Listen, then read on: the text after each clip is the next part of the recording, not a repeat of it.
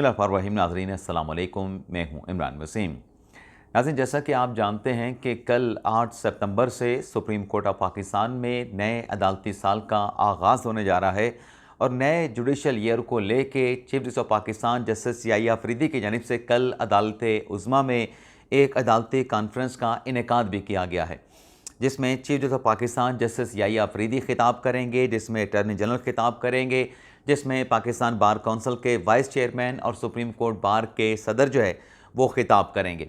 और इन तमाम खिताबात में chief justice of Pakistan justice Yahya Afridi को छोड़ के जो बाकी स्पीच करने वाले हैं वो पिछले साल में इंसाफ की फराहमी में कहाँ पे नकाइस थे, कहाँ पे खामियाँ थी, कहाँ पे फ्लॉज थे, उनकी निशानदेही करेंगे और आइंदा नए अदालती साल के लिए जो माजी के नकाइस हैं, जो खामियां हैं, उनको कैसे ओवरकम किया जा सकता है, इंसाफ के फराहमी के प्रोसेस में क्या बेहतरी लाई जा सकती है, अपने प्रपोज़ल पेश करेंगे। लेकिन इस अदालती साल की तकरीब को लेके जो सुप्रीम कोर्ट में हलचल है और इस हलचल के साथ साथ एक जज सुप्रीम कोर्ट का 3 जजेस पे कैसे भारी पड़ा है, ये कहानी क्या है, और कुछ सहूलतकार भी मुतहरक हुए हैं और उन सहूलतकारों का घेरा कैसे तंग हुआ है, एक तो इस खबर की डिटेल आपके साथ हम शेयर करेंगे। लेकिन प्रोग्राम में सबसे पहले हम बात करेंगे जो 2 रोज़ कबल जस्टिस मंसूर शाह की जानिब से 7 सफ़ात का जो एक ख़त chief justice of Pakistan justice Yahya Afridi को लिख कर एक शिकवा किया गया। वैसे तो ढेर सारे शिकवे किए गए।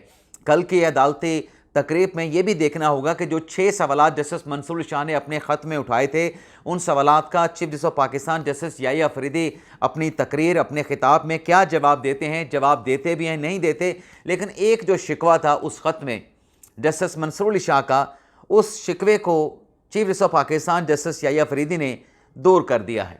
अब वो शिकवा क्या था, उस शिकवे को याहिया अफरीदी साहब ने कैसे रफा दफा किया है और क्या इस शिकवे के दूर होने के बाद जस्टिस मंसूर शाह साहब मुतमिन हो पाएंगे, इस खबर से अपने प्रोग्राम का आगाज़ करेंगे। इसके अलावा कुछ और भी अहम डेवलपमेंट्स हैं, जजेस की बरतरफियों के हवाले से रिपोर्ट तैयार, परवाना तैयार, एक्शन क्या होगा, ये डिटेल, और पाकिस्तान तहरीक इंसाफ जो है, जो कि ख्वाबे गफलत से जागी है और पाकिस्तान तहरीक इंसाफ की क़यादत मुतहरक हुई है। तो पहली खबर से गुफ्तगू का आगाज़ करते हैं। जस्टिस मंसूर शाह साहब का जो 7 सफ़ात का ख़त था कि हम सीनियर जजेज़ हैं लेकिन हमें 2 रुकनी बेंच मिलता है। जो सुप्रीम कोर्ट में जूनियर जजेस आए हैं, जिन्हें अदालत उज़्मा में आए अभी ज़्यादा अरसा नहीं गुजरा, उनको 3 रुकनी बेंच दिए जा रहे हैं। तो chief justice of Pakistan justice Yahya Afridi ने मंसूर शाह साहब का ये शिकवा रफ़े दफ़े कर दिया है। 8 और 9 सितंबर के लिए मंसूर शाह साहब का जो बेंच बना है वो 2 रुकनी है, जिसमें मंसूर शाह साहब हैं, अकील अब्बासी साहब हैं। लेकिन 10 सितंबर के लिए जो जस्टिस मंसूर शाह साहब का बेंच बनाया गया है वो 4 रुकनी लार्जर बेंच बनाया गया है, यानी 3 नहीं 4 रुकनी बेंच बना दिया गया है। और इस बेंच में मंसूर शाह साहब हैं, इस बेंच में जस्टिस मुनीब अख्तर हैं, इस बेंच में जस्टिस अकील अब्बासी हैं और इस बेंच में जस्टिस शकील अहमद हैं। और इस बेंच के सामने 73 जो मुकदमात हैं वो तो सेल टैक्स से मुतल्लिक़ हैं और बाकी जो केसेस हैं वो सर्विसेज से मुतल्लिक़ हैं, सर्विस मैटर्स से मुतल्लिक़ हैं। और इसके बाद फिर 11 और 12 सितंबर को जो बेंच होगा मंसूर शाह साहब का, वो 2 रुकनी बेंच जब तश्कील दिया जाएगा।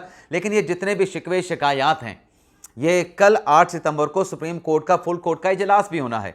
चीफ जस्टिस याहिया अफरीदी की सरबराही में जो जजेस का फुल कोर्ट इजलास होगा, उसमें भी मंसूर शाह साहब अपने शिकवे शिकायत करेंगे। एक मामला तो रफा दफा हो गया, एक एतराज़ को हल कर दिया गया, शिकायत को हल कर दिया गया, लेकिन बाकी जो मामलात हैं वो फिर जजेस के फुल कोर्ट इजलास में जो है वो डिस्कस किए जाएंगे। अब नाज़रीन आते हैं कि एक जज का 3 जज पे भारी पड़ने का मामला क्या है और सुप्रीम कोर्ट में हलचल क्या है। नाज़रीन, मैं पिछले चंद दिनों से, बल्कि पिछले कुछ अरसे जो बातें हमने नोट की हैं, यानी वकला मुतहरक होते हैं 26वीं आईनी तरमीम के बाद, और वकला का कौन सा धड़ा, वो धड़ा जो पाकिस्तान तहरीक इंसाफ के साथ खड़ा है, वो धड़ा जो हामिद खान साहब का धड़ा है, या वो धड़ा जो अपने आप को वकला एक्शन कमेटी के नाम से जो है वो इंट्रोड्यूस करवाता है। जैसा उनकी कोई मीटिंग होती है, कोई एलामिया जारी होता है, किसी न किसी जज का सुप्रीम कोर्ट में जो जस्टिस मंसूर शाह के जो हम ख्याल जजेस हैं उनका कोई लेटर आ जाता है, या इस्लामाबाद हाई कोर्ट से किसी और जज का जो है वो लेटर आ जाता है। ये जो लेटरबाजी है सुप्रीम कोर्ट में, हाई कोर्ट में, आप ये देख सकते हैं कि आपको किसी और आला अदलिया में चाहे लाहौर हाई कोर्ट हो, सिंध हाई कोर्ट हो, पेशावर हाई कोर्ट हो या बलूचिस्तान हाई कोर्ट हो, आपको वहाँ पे इस किस्म की जजेस की ख़तो किताबत या जजेस की लेटरबाजियाँ आपको वहाँ पे नज़र नहीं आएगी। ये जो कुछ भी है, लेटरबाजी कह लें, लेटर का खेल कह लें, जो भी नाम देना है आप दे सकते हैं, लेकिन ये सुप्रीम कोर्ट में हो रही है या फिर इस्लामाबाद हाई कोर्ट में हो रही है। अब इसमें हुआ ये है कि मंसूर शाह साहब ने ख़त लिखा। ख़त से पहले जस्टिस अतहर मिल्ला साहब ने खिताब किया और जस्टिस अतहर मिल्ला साहब के खिताब से पहले एक और लेटर भी आया मंसूर शाह साहब का, जिसमें उन्होंने ये एतराज़ किया कि ये जो प्रैक्टिस एंड प्रोसीजर कमेटी के मीटिंग मिनट्स जारी किए गए हैं, ये क्यों पब्लिक किए गए? ये तो फैसला हुआ था, पब्लिक नहीं होना चाहिए। और उस लेटर पे जस्टिस मंसूर शाह और जस्टिस मुनीब अख्तर साहब ने सिग्नेचर किए। अब उसके बाद जो उन दो जजेस के लेटर में कहा गया कि 31 अक्टूबर 2024 का जो हमारा फैसला था प्रैक्टिस एंड प्रोसीजर कमेटी का कि 26वीं आईनी तरमीम के खिलाफ दरखास्तों को लगाया जाए, उन दरखास्तों पर फुल कोर्ट तश्कील दिया जाए और वो जजेस जो 26वीं आईनी तरमीम के बाद सुप्रीम कोर्ट में जज के तौर पे एलिवेट हुए हैं, उनको उस फुल कोर्ट में शामिल ना किया जाए। तो उसके बाद हमने देखा कि मुस्तफ़ा नवाज़ खोखर साहब, उनकी तरफ से एक पटिशन सुप्रीम कोर्ट में आ जाती है और उस पटिशन में वो कहते हैं कि 31 अक्टूबर का फैसला इंप्लीमेंट किया जाए।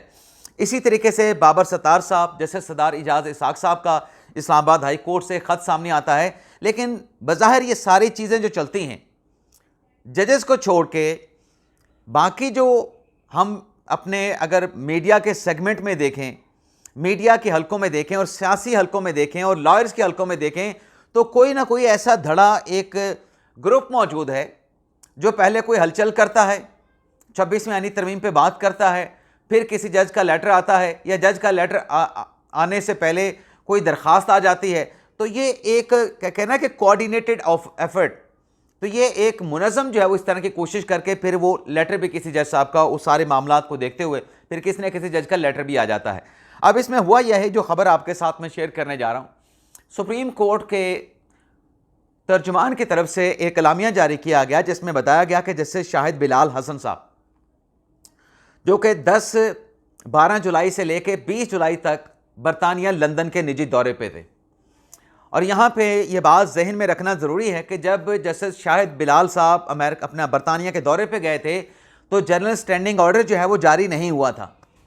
जनरल स्टैंडिंग ऑर्डर जिस पे जस्टिस मंसूर शाह साहब ने एतराज़ उठाया था कि ये तो जजेस को एक मैनेज करने की एक फ़ोर्स बना दी गई है, एक तरीक़ाकार, एक मैकेनिज़्म जो है वो वाज़े कर दिया गया है। ये नहीं होना चाहिए। जजेस को रेजिमेंट फोर्स के तौर पे आप जो है किसी कमांड के नीचे जो है आप उनको जो है वो कंट्रोल नहीं कर सकते। लेकिन ये जो GSO था वो 29 जुलाई को जारी हुआ था और जो अपने शाहिद बिलाल साहब निजी दौरे पे गए थे या निजी दौरे पे नहीं गए थे, लेकिन वो अपनी छुट्टी पे गए थे, ज़ाती छुट्टी पे गए थे और उस छुट्टी के दौरान उन्होंने लंदन में एक लॉयर्स की एक तंजीम है वहाँ पे उनकी तकरीब में शिरकत की और उस तकरीब से उन्होंने खिताब भी किया। अब उस खिताब में जो बात की जिसके ऊपर अब जस्टिस शाहिद बिलाल साहब को टारगेट किया गया, शाहिद बिलाल साहब को न जाने कौन कौन से अलकाबात दिए गए, कौन कौन सा उन पर तंज किया गया, कौन कौन सा किस किस्म का उन पर ठट्ठा लगाया गया, जुगतें लगाई गई। यानी ऐसे तासुर दिया गया कि जैसे जज साहब जो हैं वो जज नहीं, कोई कंप्रोमाइज़ कोई शख्सियत हैं, कोई पर्सनैलिटी हैं। अब जज ने वहाँ पे शाहिद बिलाल साहब ने जो एक लॉयर्स की तंजीम से लंदन में खिताब किया, उनको अवार्ड भी दिया गया। उन्होंने वहाँ पे जो बात की, उन्होंने कहा कि जो 26वीं आईनी तरमीम है ये पार्लियामेंट की मर्ज़ी है, पार्लियामेंट ने पास की है और इस तरमीम के ज़रिए जो अदालती स्ट्रक्चर है उसमें कुछ तब्दीलियाँ की गई हैं। स्ट्रक्चरल डेवलपमेंट का लफ्ज़ उन्होंने इस्तेमाल किया। तो ये जो जुमला उन्होंने कहा जिसकी प्रेस रिलीज़ अब 19 जुलाई के बाद अब जाके सितंबर में यानी 40-45 रोज़ के बाद सुप्रीम कोर्ट के तर्जमान ने जारी किया है, उस पर अब साजिशी थ्योरियाँ निकाली जा रही हैं।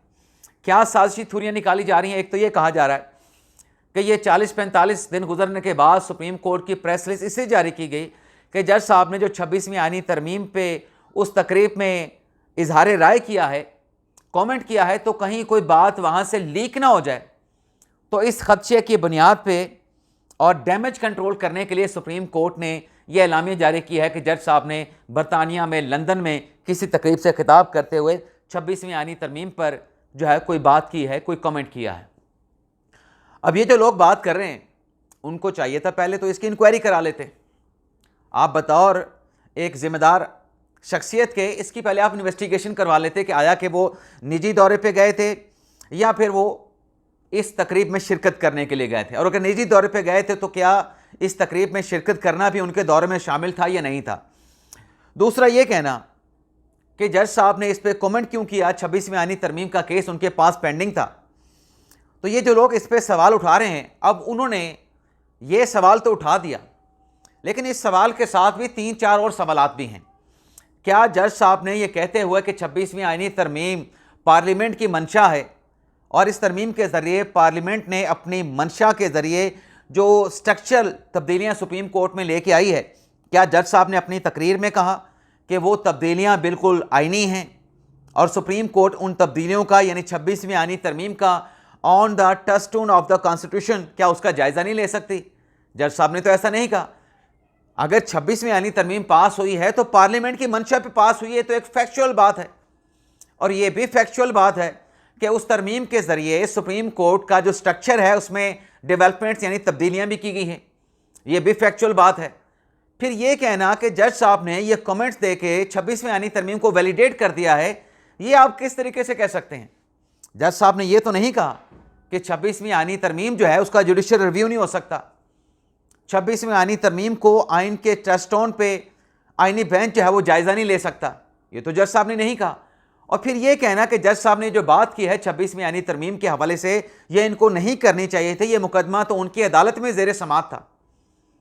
जैसे मैंने कहा कि उन्होंने फैक्चुअल नरेशन की है, उन्होंने कोई जुडिशियल अपनी नरेशन वहाँ पे नहीं की, ना ही 26वीं आईनी तरमीम को वैलिडेट किया है। लेकिन अगर सिर्फ फैक्ट के ऊपर किसी जज का बात करना कि पार्लियामेंट ने 26वीं आईनी तरमीम को पास किया है, ये पार्लियामेंट की मर्जी थी और पार्लियामेंट ने अपनी मर्जी के ज़रिए सुप्रीम कोर्ट का निज़ाम अदालती निज़ाम तब्दील कर दिया है, अगर ये कमेंट करना भी किसी जज के लिए हराम है, तो फिर वो जो लेटर लिखे जाते हैं जस्टिस मंसूर शाह साहब की कमांड में कि 26वीं आईनी तरमीम की आईनी हैसियत का जायज़ा लिया जाए, कानूनी हैसियत का जायज़ा लिया जाए, चीफ जस्टिस का ऑफिस जो है वो भी क्वेश्चन है जब तक 26वीं आईनी तरमीम का फैसला ना हो, और फिर इस 26वीं आईनी तरमीम पे आप फुल कोर्ट बनाएं जिसमें सुप्रीम कोर्ट के तमाम जजेस को बशमूल मुझे, जस्टिस मंसूर शाह, जस्टिस मुनीब अख्तर, इन तमाम को शामिल किया जाए। तब ये बात ये क्यों नहीं करते कि वो जजेस जो 26वीं आईनी तरमीम से मुतासरा हैं या जो बेनिफिशरी हैं, वो क्यों कहते हैं कि आप फुल कोर्ट बनाएं और उस बेंच में हमें भी शामिल करें, हम मुतासरा हैं। ये जो आईनी बेंच बना था इसमें अगर याया अफरीदी साहब को और जस्टिस मुनीब अख्तर साहब को या जस्टिस मंसूर शाह साहब को शामिल नहीं किया गया, तो उसकी मंशा ये थी, वजह ये थी कि जो मुतासरा या बेनिफिशरी जजेस हैं वो कॉन्स्टिट्यूशनल बेंच में नहीं होने चाहिए। लेकिन क्या जस्टिस मंसूर शाह साहब खतरूत लिख के तहरीरी तौर पे, जज साहब ने तो ज़बानी वहाँ पे बात की ना 26वीं आईनी तरमीम पे, शायद बिलाल साहब ने, क्या जस्टिस मंसूर शाह साहब के या किसी और सुप्रीम कोर्ट के जज के खतूत रिकॉर्ड पे नहीं है जिसमें 26वीं आईनी तरमीम पे बात की गई हो कि हमें भी उस बेंच में शामिल करके 26वीं आईनी तरमीम की आईनी हैसियत का जायज़ा लेने का मौका दिया जाए? क्या वो एक सब जुडिस मैटर के ऊपर कमेंट नहीं कर रहे? क्या वो मुतासरा नहीं? क्या मुतासरा शख्स उस केस में बैठ सकता है? उस पर तो बात नहीं करते। और फिर क्या बात करते हैं? ये बात की जाती है कि ये बात जो शाहिद बिलाल साहब ने लंदन में की है, अगर ये बात जस्टिस मंसूर शाह साहब ने, अत्तर मिनल्ला साहब ने, आयशा मलिक साहब ने की होती, न जाने कौन सा जो है वो तूफ़ान टूट पड़ता। क्या अत्तर मिनल्ला साहब ने अभी, यानी शाहिद बिलाल साहब को आप कहते हैं कि उन्होंने सियासी तकरीर की है, क्या अभी चंद रोज़ पहले जो कराची में अत्तर मिनल्ला साहब ने खिताब किया, क्या वो चीफ साहब को बता के गए थे कि मैंने वहाँ पर खिताब भी करना है? क्या वो छुट्टी लेके गए थे, इजाज़त लेके गए थे? और इस खिताब से पहले, कराची वाले खिताब से पहले जो अमेरिका में खिताब किया था, जिस पे बड़ी पॉलिटिकल कंट्रोवर्सी क्रिएट हुई थी अत्तर मिनल्ला साहब के अमेरिका में किसी तकरीब में खिताब पे, उस पर तो उन्होंने बल्ले बल्ले की थी, ये जो लोग शायद बिलाल साहब की बात पे एतराज़ कर रहे हैं।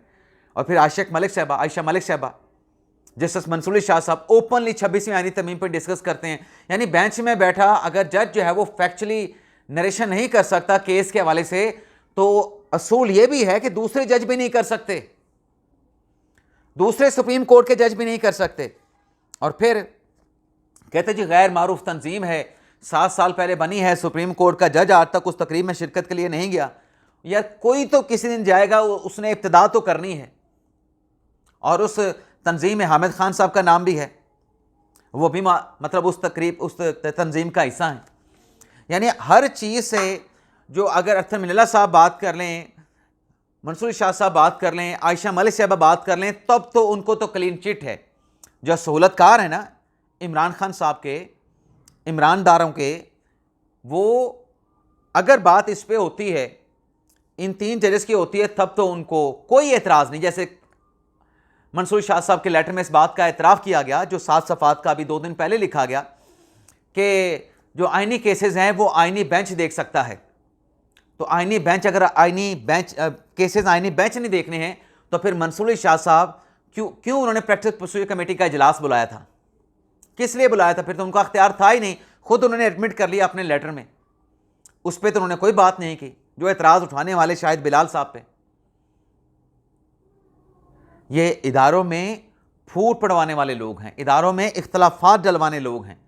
ये इदारों की और मुल्क की बेहतरी नहीं, ये मुल्क में अदम इस्तेहकाम चाहते हैं। ये वो किरदार हैं। यानी 3 जज बात करें तो कोई नहीं, वो हलाल है। अगर एक जज ने सिर्फ एक जुमला कह दिया है, 2 जुमले कह दिए और फैक्चुअल नरेशन की है, तो वो जज ये तीनों के ऊपर भारी पड़ गया है। वो तीनों जजेस की तकरीरें हलाल हैं और एक जज की हराम है। इसके साथ साथ नाज़रीन, जो अगली आखिरी खबर आपके साथ हमने शेयर करना है वो भी अदलिया से मुतल्लिक कि जजेस की बरतरफियाँ।